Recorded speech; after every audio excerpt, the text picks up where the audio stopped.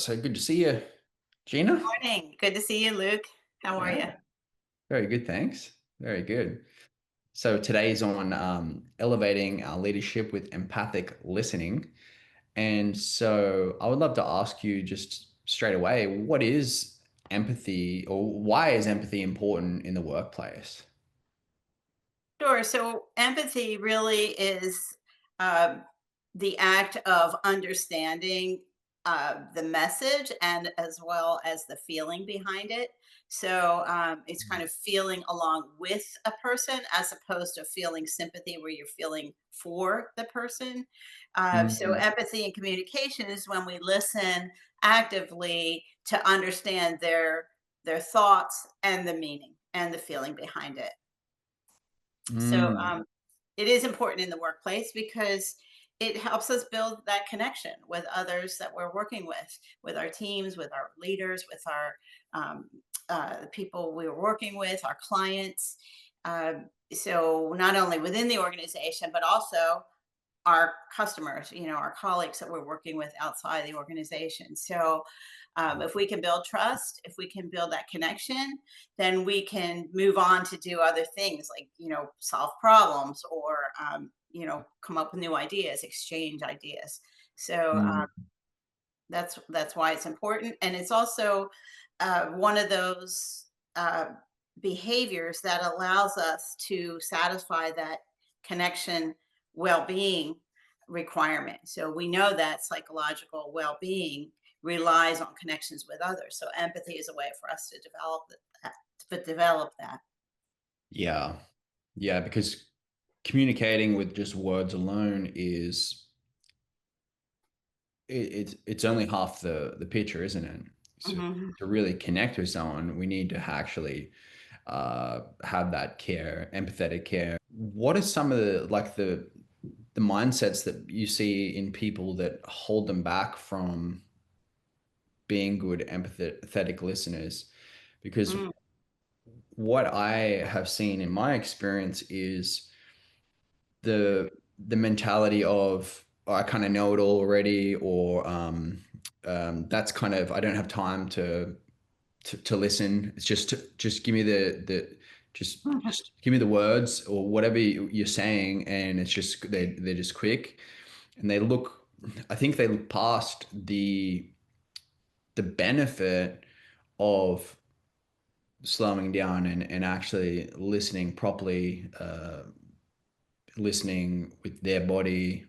Yeah, I definitely see a lot of barriers to empathic listening. I feel that one of the most common ones is, like you say, not giving them the full presence, not fully being able to devote attention to listening fully.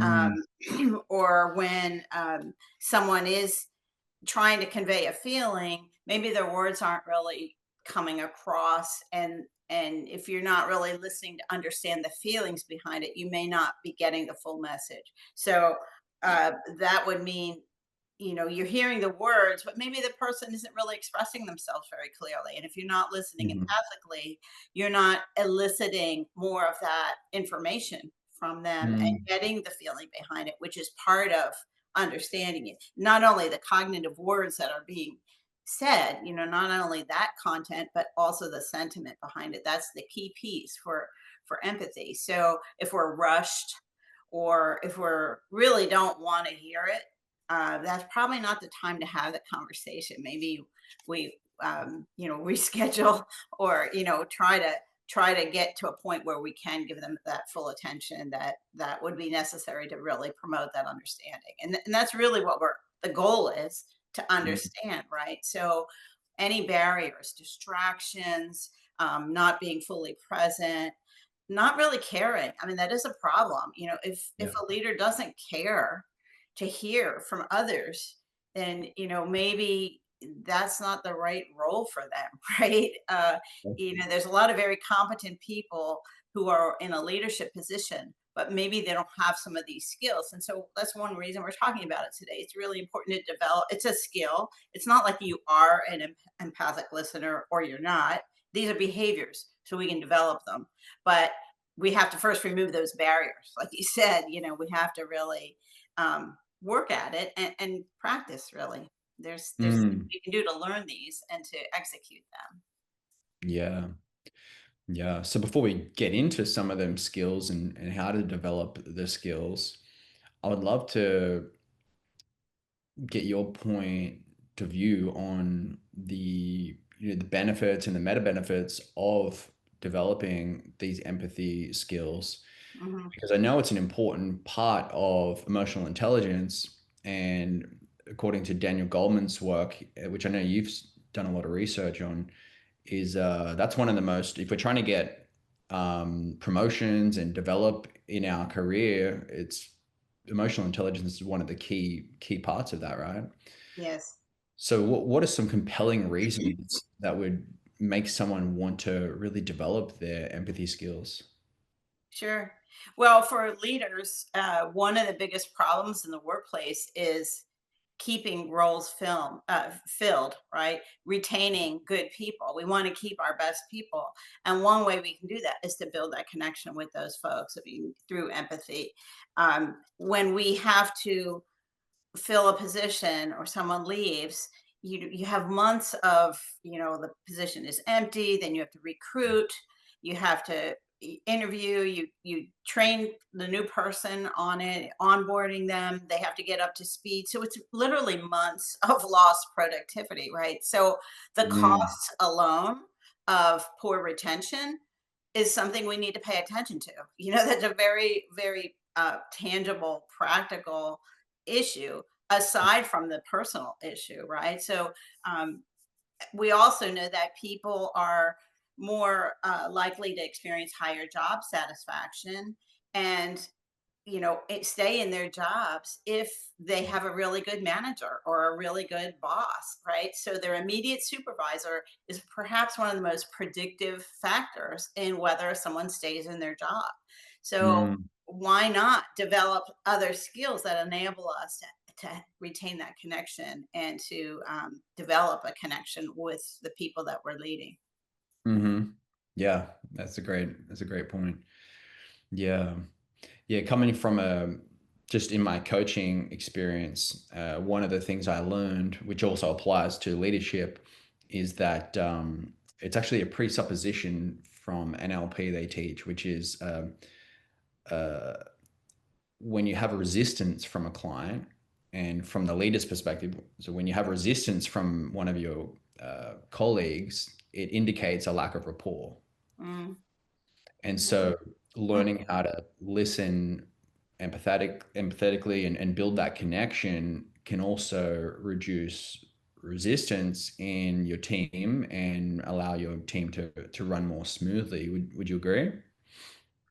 Yeah, I do agree. That resistance, it doesn't foster moving forward, right? And that's Mm, what we want to do, particularly in the workplace, move forward with a solution or an mm, idea. And I do think that that's a very good indicator. If you're getting that resistance, it's not an open conversation, right? It's not, if someone was free to voice their concerns or their questions and felt like they would be heard, then mm. they would not be showing that resistance. So I definitely agree with Yeah. Yeah. Yeah, it's such it's a key piece in the success of a team, isn't it? that. Okay. So what makes a great listener, Gina? Huh? So, it's a behavior, right? So it's not like we are a good listener or we're not a good listener.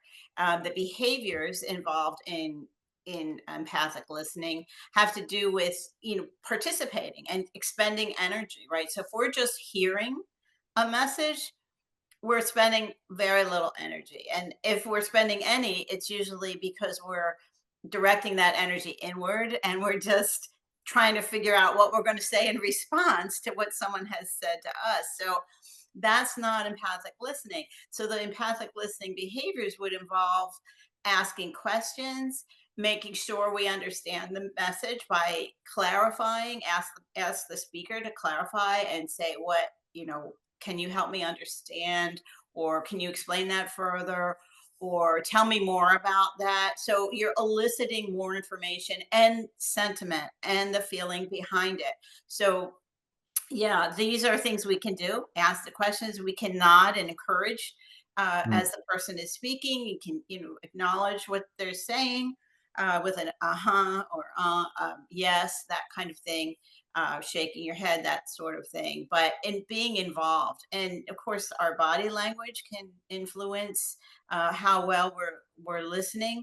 It can also send messages back to the speaker that we're open and we're engaged, if we're maintaining eye contact, if mhm, we're have an open posture, not we're not sitting there with our arms crossed or our jaw set or looking away, that kind of thing.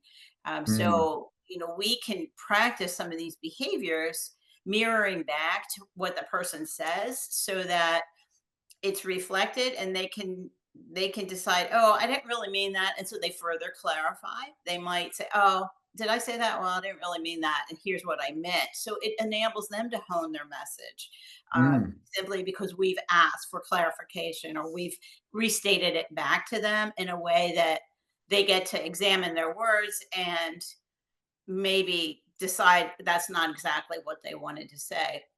And along those lines, it's really important that we use their words, not our words. We don't want to infer a sentiment. We don't want to say, "Oh, you said you were angry about X," when the person said, "I was disappointed." Right. So that's a difference in intensity that's significant.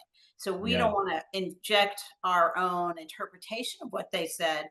We Mhm, want to really mirror back what they've said and mm, match that level of intensity, right? We don't want to read anything into it because that would be attributing, something that they didn't really convey. Um, mhm, so these are some of the behaviors involved in active listening or empathic listening. mhm. Yeah, nice. Yeah. There's another thing that I guess is a presupposition again, that comes from, I believe, that same field, and it's that you cannot not communicate. And so if I'm listening to you, like, yeah, I'm listening, and I'm like, Yeah. yeah, it's like I'm communicating that. Yeah, it's like unless communicating something, Yeah.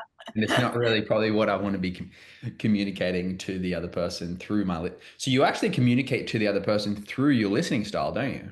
Absolutely. Your body is giving a message, whether you intend it to or not. And that's why I talk about this a lot in Skills That Build, that we want to match what our body is doing with the message we want to give. So even as a listener, we're giving a message with our body. So our body language needs to convey, yeah, we're open to what you have to say. We are paying attention. We value what you're talking about. Um, and so, yeah, we have to be aware of that, not only our ears in listening. It's a whole brain issue, using not only our ears but our eyes, our body, our brain to kind of dish the preconceived notions or the biases that we have, leave those at the door, go in preparing to have an open conversation with no judgment, because that's really important for empathy, is to not judge, to understand. You don't have to feel the same way or agree, but you can restate what the other person has said and why they feel that way. Mm. Yeah, I think that's an interesting point. So how would you say a person can, or a leader can suspend judgment, especially when they're listening to something they really don't agree with or don't want to hear? Hmm. They probably want to jump in and say, no, you're wrong. What are you talking about? Or they want to, even suspending judgment in their own mind will come across in their body language. So how can a person do that when, and listen empathetically when they have a strong judgment or disagree, would you Hmm. say?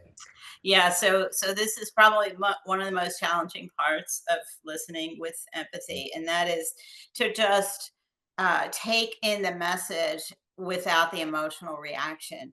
And so this takes a bit of practice. It may involve, really uh, just concentrating on the other person, what they're saying. I tell people to imagine a cocoon, that they're in a cocoon with just the speaker and themselves. And so they've shut out the rest of the world, any distractions and any biases that they might have be bringing along to this conversation. So Mm, trying to distance ourselves, remaining open, and that means open body posture. Not sitting there with your arms crossed and your jaw set, and kind of a stoic face. We really want to show expression, um, but not react in a way that will shut down the speaker. Right? We want to elicit more information to get the understanding, and and it does take some skills on the part of the listener. One of those is using the pause, right? So if someone is giving you a message that you don't agree with, what you can do is you take time after they're finished speaking to pause and maybe say, well, let me take a minute to think about what you said. And in that time frame, a few seconds, you can tone down the intensity, first of all, regulate your own emotion, and then maybe take some deep breaths and gather your thoughts so that you can respond in a way that isn't going to shut it down and maybe elicit more information from the other. But it isn't easy. It does take practice, um, and even knowing how to do it.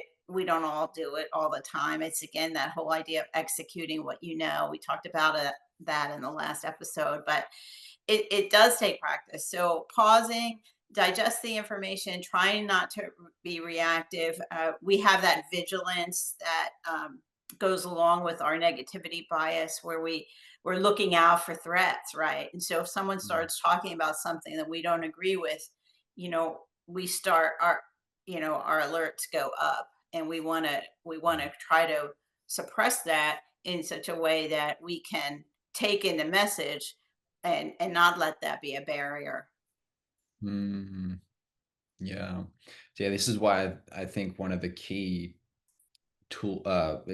skills for a leader is developing incredible emotional control over themselves. Mhm. Because we can't truly lead a team until we can truly lead ourselves, right? Exactly. And that comes across in our communication and everything beyond.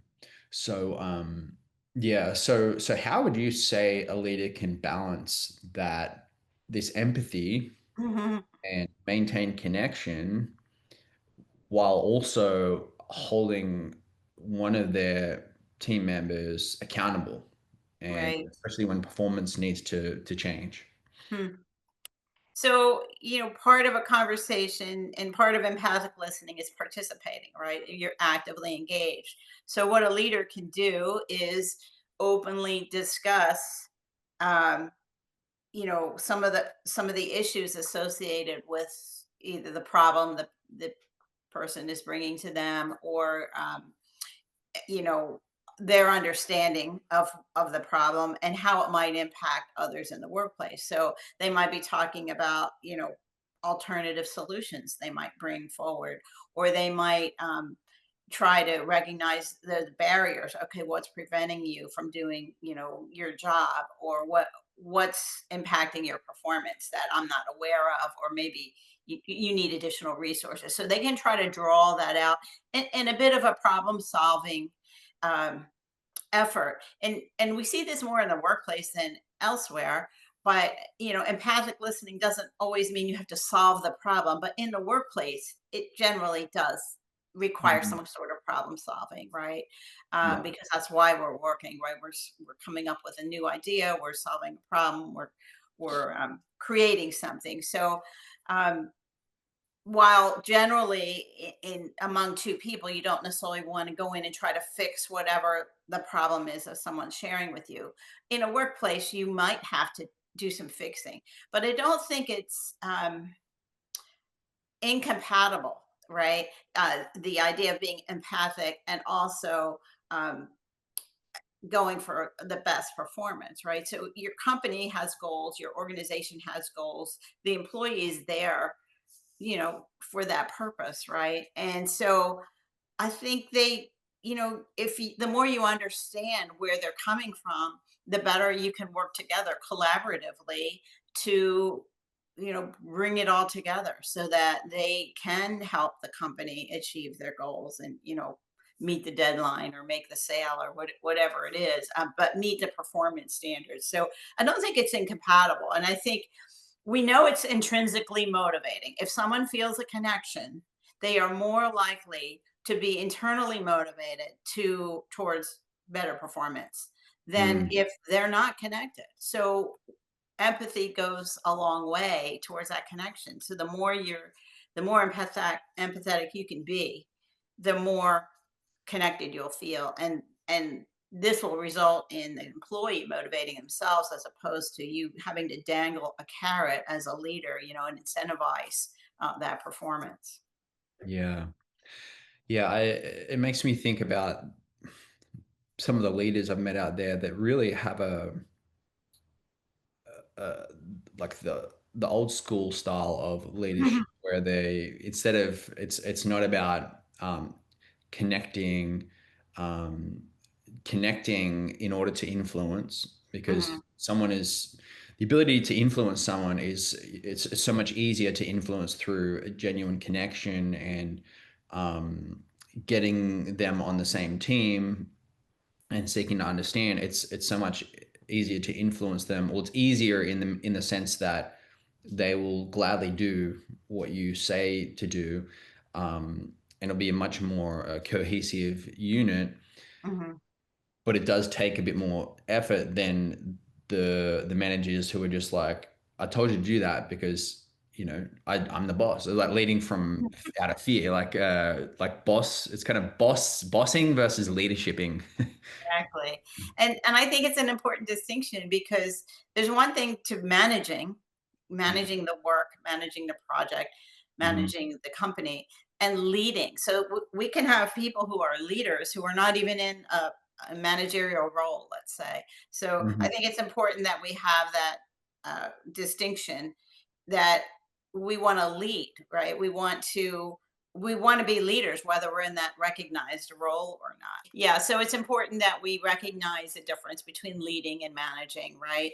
And Mm. that one way communication is not empathic listening, because if you're just giving directives or mandates, this is what I need you to do without any kind of engagement from the person you're speaking with, that's not empathic listening. That's one way communication, is not bi-directional, which empathy requires that two-way thing. I think of it as dancing with a partner, right? So when you're listening empathically, you're moving together, you're going Mhm. with the person. Whereas if you are um, just relaying information or telling them what to do, that's one way. That's not really, it's one way, one direction, it's linear, as opposed to together, almost a circular thing where you're together as a dyad, let's say, and that cocoon idea where you're just the two of you working together. Mm. Yeah, yeah. Yeah. And so like if someone is out there that's listening, that's like, this stuff, I was thinking I should learn it, but it just seems too slow. I can just get to straight to the point and tell them what to do. And it's like we're here to get a job done. What would Yeah, what would you say to them? I would say it takes energy.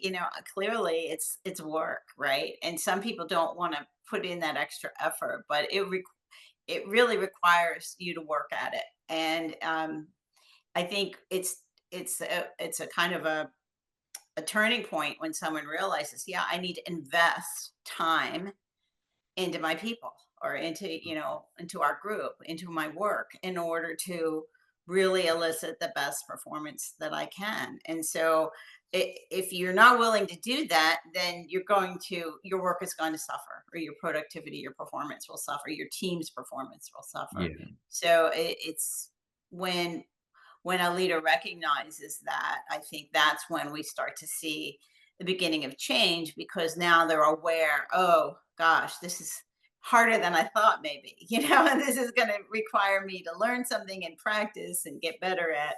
Mm. And there needs to be some commitment towards doing so in order to be successful. Yeah.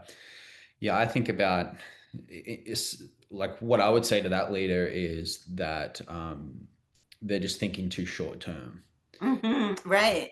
Yeah, because if you think if you're thinking long term, and you look at any incredible team, and I think the Army and the Navy, like Navy SEALs and things like that, is just an example of an incredibly cohesive team that is built over who knows how. I don't know how long that kind of training is, but they're trained to just be there for each other and for a purpose that is bigger than themselves, Hmm. and they would sacrifice themselves for each other. And imagine having even some level of that in your team at work, Hmm. where you're there for a cause that's bigger than just I'm just here to make a check. Like, you're Right. there because like I want to help you succeed, you succeed, you succeed, and I'm willing to like I'm here with you as a loyal part of this team, and I feel proud to be on this team, and we're fighting for whatever cause it is, whatever it is your company does. And I think also that the great leader can inspire that into their team to get them to feel like, yeah, we're a part of this and it's meaningful and we can, yeah, we're let's do it. And everyone feels like an important part of the team. And long term, that is going to make such a difference to the team success, right? Versus just like, yeah, just get it done. Or yeah, just if you're not happy with it, then we'll just get someone like another, Mhm. just get another cog in the machine. We don't care about you. Kind of, there's so many workplaces that still operate from that It's culture, right? it is true. I think what you said about, you know, we're all in this together, or like the Navy SEALs, for example, that level of trust. I mean, Mm. what a model that is for other teams and other organizations to just develop that trust among their people. I think, that's the beginnings of psychological safety, which is a whole nother topic. But essentially, when you have that level of trust and you feel validated, you feel seen and heard, and that you have that safety where you can express yourself and someone's hearing it, your leader's hearing it. Not only is it good for you and the leader, but the leader is now modeling that behavior for other people in the team. So now it becomes a value within the organization and it can be incorporated into the culture of the organization. So it's one thing to say, oh, we want to be a cohesive team, we all want to work together. But if you're actually doing it and someone sees you doing that, and the way you listen to someone else when they raise a question or when they raise an issue or an objection, even the way you interact with them models a behavior that sets the tone for your culture within your organization. And if you really believe in the power of empathy to develop your team, other people will see that and they might be inspired as well to demonstrate those same behaviors. So that's another reason a team can be transformed when the leader shows empathy, because everybody sees it, right? And it becomes very powerful. And the leader may, ask people if they want to go to training or help them develop in those areas, give feedback. But that's how we can work towards, the whole Navy SEAL level of trust, which is a super model to go after. Yeah, yeah. I mean, that's built within into the culture, and then especially if you care about the longevity of the company and the clients or customers of the company, then having that starting at the top of the company and within the culture is going to come out into the customers and the clients, and Hmm. just makes such a big difference. So, so I think we have a decent understanding of like how body language can help us be more empathic, because you mentioned that earlier about just through listening, through uh, how we use our body language when we're listening. If someone's talking about something sad, we wouldn't be like, "Yeah, okay, tell me more." Like, Right. we want to match whatever the tone of whatever's coming out for them. Mhm. Um, showing interest in the speaker is, I think you've mentioned that, just through ums and ahs and nodding and just active listening. Mhm. Um, I'm curious how you mention in the book about how our brain is involved in empathic listening, and I'm curious about how is that involved? So our brain takes cues not only from our external environment, but also from our own behaviors. So Mm, when we are actively listening, we are giving messages to our brain as well. So if we are engaged, if we are showing interest, if we are asking questions, if we're maintaining that eye contact, we're telling our brain we're interested, right? So we're influencing our own attitudes by our behaviors. And many people think it's the other way around. Behavior or attitudes drive your behavior, and that is true. But behaviors also drive your own attitudes. So yeah. by behaving in this way, we're telling our brains, yeah, we're interested, we're engaged listeners, and Mm, the other person sees that as well. So it's not only influencing our perceptions of ourselves, it's influencing the perceptions others have of us. So that's one way our brain can be involved. But also, all of the uh, biases that we have, we bring to the conversation. So our brains have these shortcuts, if you will, where, oh, we know historically we've had this person in our office and there's always a problem. And, if we go into it thinking it's just going to be another one of those conversations, here we we're go. setting Here we ourselves go. up to fail, right? We're setting that conversation up to be less than um, less than understanding because we've already kind of painted a picture, we've put it in a framework before the first word is even said. So that's something we need to work towards, knowing our biases and mitigating those, kind of checking them at the door so that we don't bring that along. But that takes active thought among the listeners. So that might mean if you have a conversation like that coming up and you're not ready, you haven't had a chance to really think it through and come at it with this approach, maybe you suggest, can we do this, you know in a half hour, or whatever Mm, time you need, ask for time to get yourself to that place. And that again goes back to the idea of your full presence. But if we use those tools available to us, we don't have to react, oh, they just came into our office, we have to have the conversation now.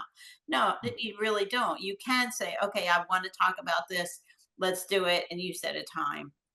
So mm, I think that's the biases. We have to work at them, we have to be aware, we have to learn what our biases are and learn to mitigate them. So there's another way our brain is involved. So, and it's really it's that whole mind body connection where what we do influences our hormonal levels. So we have things like, our cortisol level, the stress hormone, that might go up if we have, a stressful conversation, or we're going to be talking to somebody who in the past, we've had not such a great interaction with. So we can mitigate those. We can do that through, empowering postures.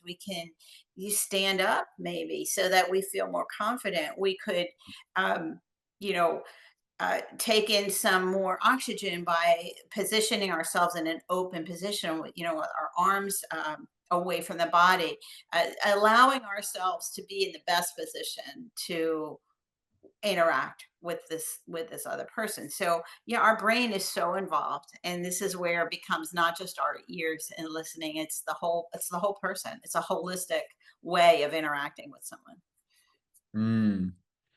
mm. So much of what you said, I've shared today, especially around how to get good at this skill, it requires a lot of self-awareness, Hmm. and a lot of self-reflection. Hmm. Um, so we've got, would you say, like, reflecting on, for example, what you just shared, like, how am I actually feeling? I've got this meeting in 10 minutes. how I'm actually feeling about that. What are my current biases? I'm actually, I'm not feeling too good about it. I'm actually a bit pessimistic about this, and I'm a bit stressed, and I'm lacking time already, and so it takes that self reflection to then go, you know what, I'm going to just move the meeting so it can be more productive. Mhm, So where does this, well, I guess getting into how I can really develop this skill. mhm, You mentioned biases. So what if someone doesn't know their biases? What if someone doesn't have quite a they're kind of new to this and they're like, all right, I want to develop this. How can I be more self reflective, and how can I start to train this in myself? Or maybe, of course, a coach is really great at reflecting your biases back to you and that kind of thing, so that they can hire a coach. But if mhm. on their own, what are some ways they can do that, become more self-reflexive, and actually reflective, and develop this skill of becoming a better empathetic listener? I think the best way to do it is through role play, and it Okay. doesn't require a partner. It doesn't require that you have a coach that you can role play with. We have tools now, technology. We can record ourselves on the phone. We can reflect on a conversation that we've had, and kind of tease through it and actually examine it for, how did we react when this was said, or how were we sitting? It's hard to recall if you haven't been filmed, but we can film ourselves, Mm, and maybe we do it with, kind of a made up conversation, but just to start honing in on our feelings and our behaviors, how we're sitting, what we're doing with our hands, with our facial expressions, that kind of thing. And we can mirror ourselves, right? So we can look in the mirror, first of all, we can record ourselves, we can get a partner who's willing to help us, a mm, family member or a friend, even a colleague can help with this role playing idea so that you can start to observe your own behaviors. Because when we observe ourselves, we get a lot of information from that, and it's very helpful, and we can't act on a behavior until we know what it is, right? So mhm, that's one way.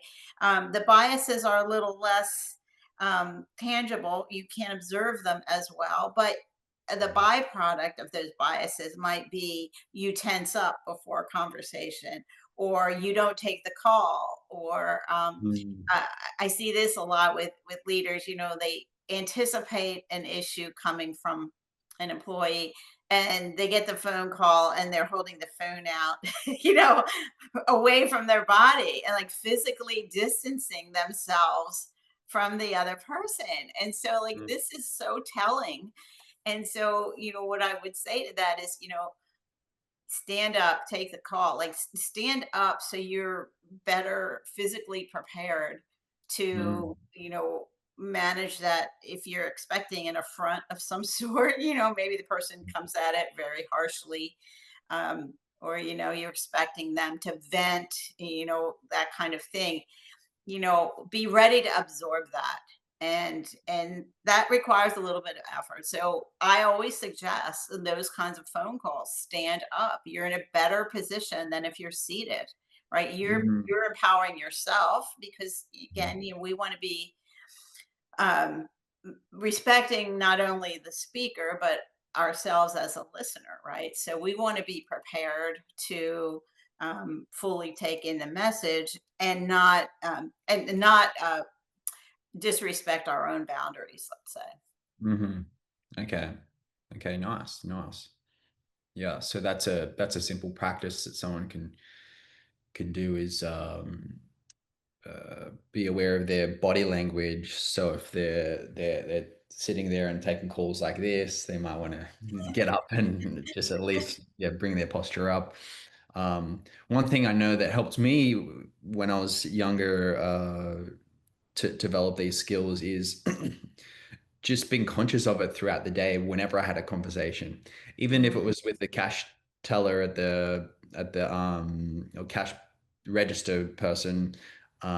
Just like, how's your day been, and listen to them, and just like have a little practice session. Mhm. And those repetitions build up over time.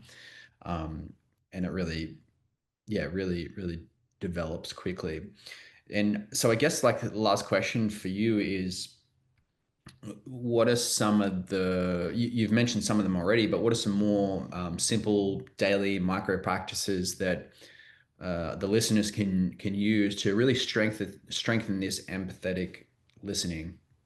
Yeah, I think there's things we can do. First of all, the awareness, so practicing with these low risk conversations, like you mentioned, I think that's a really great way that everyone can improve their communication as a listener, Mm, engaging someone in a conversation.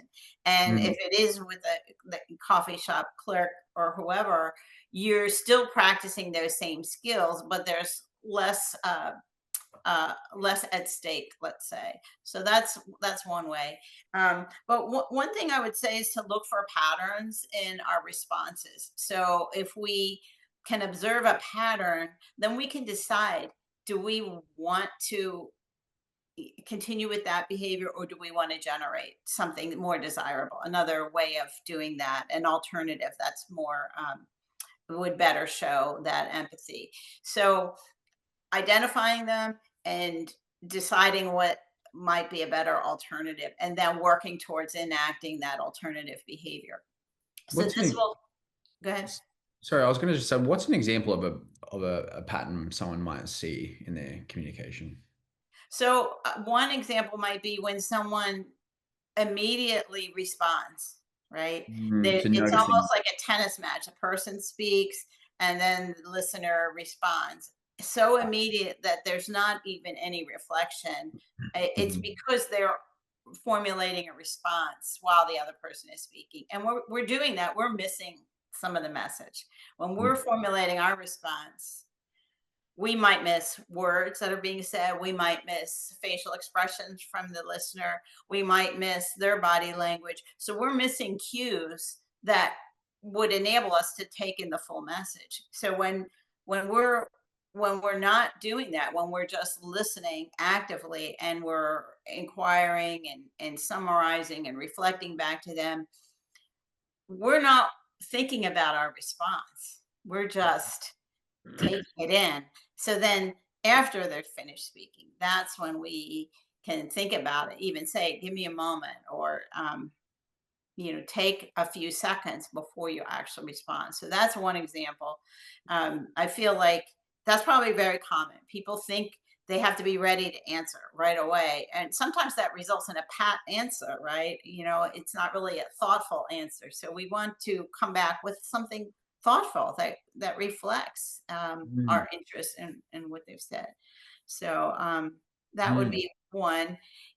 Observing our body language. This is something we can do, but we can also observe other people's body language and try to make inferences, because it's very challenging, because often the body language doesn't match, the message. And so we can infer a number of different intentions, and none of which are really what the person intends to show, but they're not paying attention, let's say, to their body language, so they're giving mixed messages. So by observing others, we can start to reflect, oh, am I doing that, or is that something I do on a regular basis? So observing other conversations is helpful. um, mm, and then just the idea of behavior change, picking a behavior that you want to change and substituting alternatives. If you write those down on a sticky note or something on two sides of a paper: here's what I want to replace this behavior with these others instead. If you start to internalize this by seeing it on a regular basis, it's a reminder that you want to practice, and it becomes, uh, after a while, and I'm talking weeks, 3, 4 weeks before something starts to become a habit, uh, mm, then we can, kind of fall back on that new alternative instead of the bad habit that we were replacing. So that's something we can do. I really believe in those visuals, whether you put it on a sticky note or you put it on your screensaver, or someplace you're going to see this reminder Mhm. on a regular basis to just kind of reinforce that message to yourself. Just to remind yourself to practice that skill, just like, remember to practice that today, and then Yeah, until you've integrated that one and then move to another skill and go yeah, from. Yeah, yeah. nice, nice. Yeah, I love that. Some of the best leaders I've ever worked with, even like being led by, uh, and were some of the most successful people I've actually met.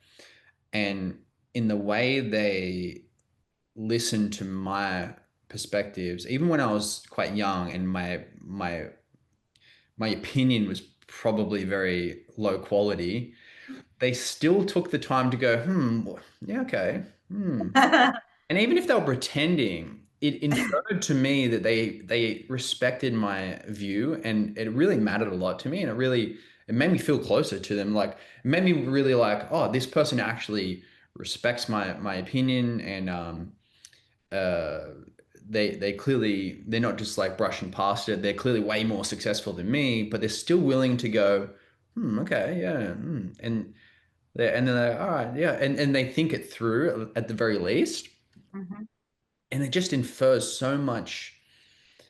I don't know. It just as I just as a human, I felt better about myself as a kid. I was mhm, early 20s, having these successful people, these authorities or that were leaders mhm, do that. It just yeah, I remember the impact it had on me was so strong. I did feel just immediately felt more of a sense of if they're willing to listen to me, even though they're that successful, I'd be willing. I felt more loyal to them. Just mhm, it's just like an incredible incredible difference. It makes such a difference versus even of recently, I've had a leader who has incredibly bad listening skills, and it's almost as if my inference is like he's too smart to listen, and he's too quick. He thinks too fast, and it really comes mhm, across, and it just makes me not want to even really be around that kind of person. I mhm, no, especially to be led by that kind of person. I was just like, no, mhm. no way. And so I think the impact of this is so significant, that I think it's worth thinking through, what we're doing, how we're making other people feel through the way we listen, and how we've felt in the past through the way people have listened to us. So, yeah. I definitely agree with that building of connection that you express where you feel closer to the person just by that validation. Mm, When they're taking in what you said and reflecting on it momentarily and nodding, it's just validating. You feel seen, you feel heard, you mhm, feel that the person is respecting your thoughts, and they don't have to agree, but they're giving you that space, and they're mhm, taking space to take it in. So it is about space, and it's about making space for someone and not talking over them or dismissing their what they say. It's about respect. Really, it comes down to respect, but showing it. And we sometimes we do respect, and we sit silently. We think, oh, I'm going to be a good listener. I'm going to just silently listen to what they say. But we may even have that stoic face where we mm, don't react. And it's absolutely necessary to have some sort of facial expression, because otherwise the speaker's distracted wondering, hmm, are they listening, or are they thinking about tonight's ball game, or are they thinking about what yeah, they're going to do over the weekend. There's no sign of anything on that yeah, face. So it's really important to show some sort of facial expression. So mhm, yeah, making that connection, even if it's just like after they talk, it's an acknowledgement that yeah, I heard what you said. And when we start asking questions, it's even more indicative that they took in what we said, and they're mhm, seeking clarification. They're going in looking for understanding. And that's really what empathy is all about. Going in with the intention to understand and Mhm. echo the sentiment behind it. Doesn't mean we have to feel the same thing, but we have to be able to restate it from the other person's perspective. Yeah, that's I think that's a great way to end the podcast. Thanks for sharing so much of your gold today and your knowledge from over the years. And You're welcome. Thank you. you have a great rest of your day and week. And I look forward to catching up with you in the next conversation. All right. Thank you, Luke.